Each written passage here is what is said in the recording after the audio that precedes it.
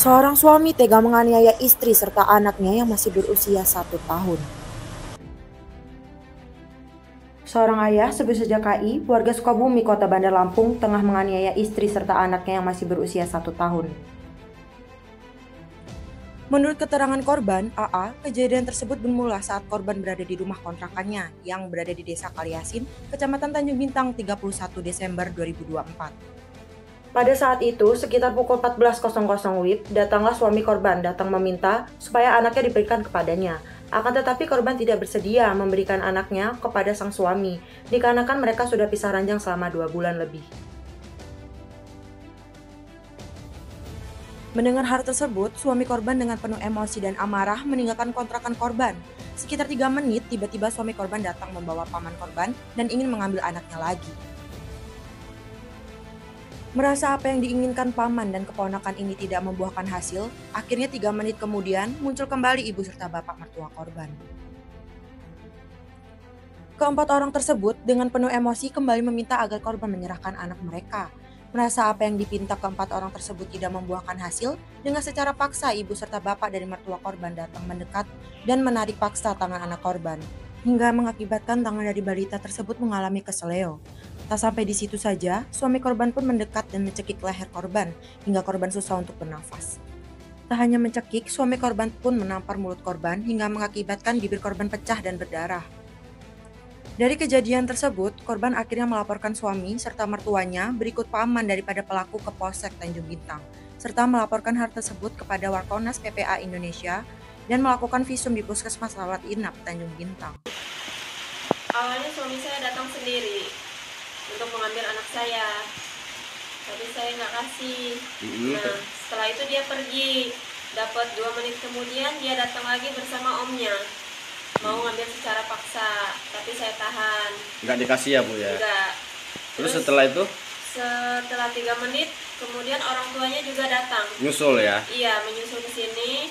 Terus ibunya marah-marah datang. Anak saya lagi saya gendong, dia mau merebut paksa anak saya. Siapa yang pengen merebut tersebut? Ibunya. Ibunya dari suami? Iya, Ibu Ayu ya? Iya. Ibu mertua ya. Sejauh ini apa langkah yang sudah Ibu lakukan? Saya sudah melaporkan ke kepolisian. Saya juga sudah visum bersama anak saya. Dan saya berharap ke Bapak Polisi agar segera menangkap pelaku dan diberi hukuman yang setimpal. Berapa orang yang hadir ini? 4 orang. 4 orang? Iya. Siapa aja? Ada bapaknya, ibunya, omnya, dan suami saya. Apa yang terjadi ketika mereka datang berempat itu Bu? Awal mereka datang, ibunya marah-marah, terus ingin mengambil paksa anak saya dari gendongan saya, tapi saya tahan. Terjadilah cekcok, terus keluarganya narik-narik saya dan anak saya, ingin merebut paksa. Apa yang Ibu alamin? Dari kejadian tersebut, suami saya mencekik saya dan menampar mulut saya.